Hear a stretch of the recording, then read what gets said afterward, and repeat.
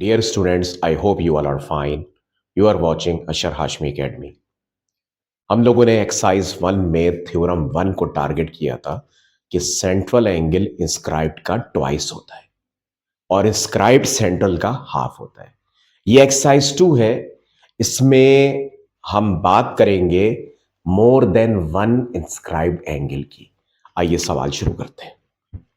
मिसाल के तौर पे ये एक सर्किल है, दिस इज द सर्किल, और यहां पर आपके आगे ये इसका सेंटर हो गया। मैं आपको एक सवाल बताऊंगा, फिर अगला उधर बना के दिखाऊंगा, थोड़ा सा डिफरेंस होगा, तो गौर से देखिएगा। दीज आर द 2 पॉइंट्स जिनको कहीं पे भी लिया जा सकता है। इस पॉइंट से इधर और इस पॉइंट से इधर, दोनों से एक सेंटर की तरफ लाइन गई जिसे सेंट्रल एंगल कहा गया। अब गौर से देखिएगा, मैं एक चीज और बना देता हूं, ये लाइन ड्रॉ कर देता हूं। ये कॉर्ड क्यों बनाया? ताकि माइनर सेगमेंट को अलग किया जा सके। ये हिस्सा माइनर सेगमेंट है, क्योंकि ये कॉर्ड जो मैंने बनाया है ए से बी तक सीधी लाइन, ये सर्किल को 2 हिस्सों में तकसीम कर रही है, डिवाइड कर रही है। एक ये ऊपर पूरा व्हाइट रीजन, तो ये माइनर सेगमेंट है। ठीक है, ये सुन लें। और इससे ऊपर पूरा जितना है वो मेजर सेगमेंट है। अब मिसाल के तौर पे मैं यहां पर एक पी पॉइंट मार्क करता हूं, एक पॉइंट क्यू मार्क करता हूं, और इधर ही मेजर आर्क के ऊपर आर पॉइंट मार्क करता हूं। ये मेजर आर्क का जिक्र कर दिया मैंने, इससे पहले भी ये बात करता रहा। ए से पी पर एक लाइन जाएगी, इसी तरह दूसरे शूटर से भी पी पर लाइन जाएगी। सही है, एक बात हो गई। फिर यही ए क्यू की तरफ फायर करेगा और यही बी क्यू की तरफ फायर करेगा। एक एंगल ये हो गया, इसको मैं y कह देता हूं, इस एंगल को मैं x कह देता हूं, और फिर यही a r की तरफ जाएगा और यही b r की तरफ जाएगा। इसको मैं z कह देता हूं। यहां पर मैं आपको एक बात बताने के बाद दूसरी बात की तरफ लेकर आऊंगा। a और b ने o की तरफ फायर किया, ठीक है। थोड़ा सा रिकॉल कर रहा हूं, फिर यहां पर मैं आपको एक बात बताऊंगा। ए ने और बी ने मिलकर ओ पे फायर किया, ए और बी ने मिलकर पी पे फायर किया, तो ये इसका ट्वाइस हो जाएगा। थोड़ा सा रिकॉल कर रहा हूं, ए पी बी। फिर ए बी ने ओ पर फायर किया और उन्हीं ए बी ने क्यू पर भी फायर किया, तो ये twice of angle A Q B हो जाएगा। फिर ए बी ने ओ पर फायर किया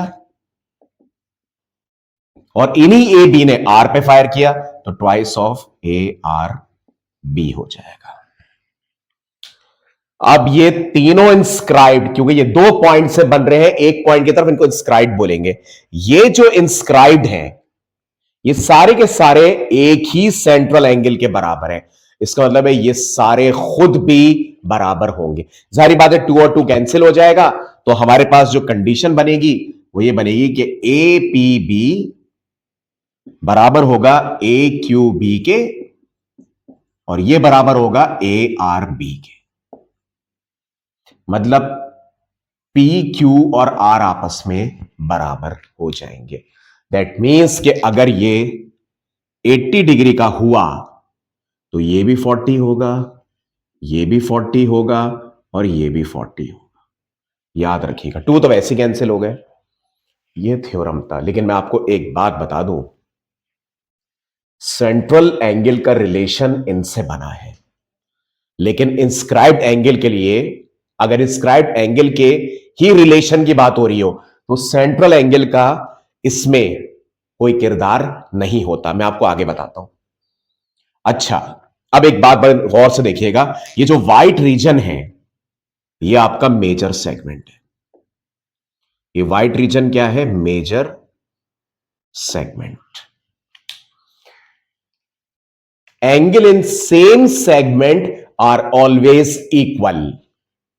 आइए इस जुमले का मतलब बताता हूं। आप एक बात नोट कर रहे हैं, ये माइनर सेगमेंट है और जितने ये इंस्क्राइब बन रहे हैं ए पी क्यू आर, वो सब के सब मेजर वाले हिस्से पे बन रहे हैं।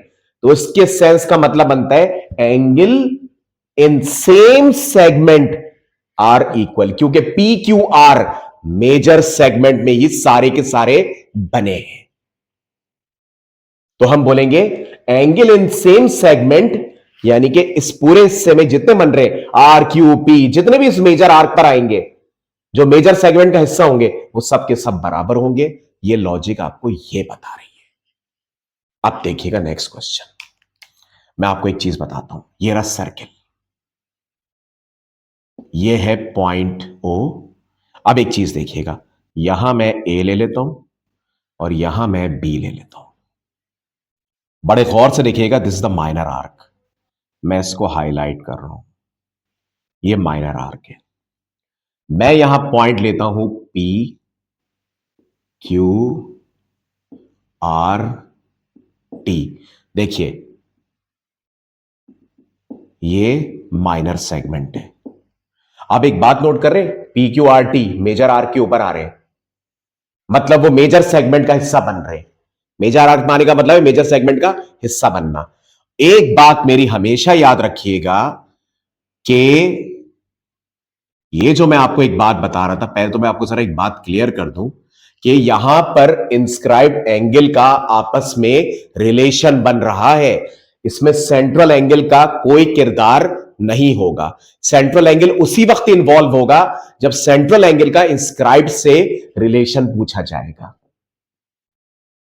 वरना इस ओ का यहां पे कोई किरदार नहीं होगा। जरूरी नहीं कि इंस्क्राइब्ड एंगल बनने के लिए सेंट्रल एंगल भी बनाना हो, ये जरूरी नहीं होता, ठीक है ना। अब ये देखिएगा, ए और बी ने पी पे फायर किया, ए ने क्यू पे फायर किया और बी ने भी क्यू पे फायर कर दिया। ये क्यू ले लेता हूं।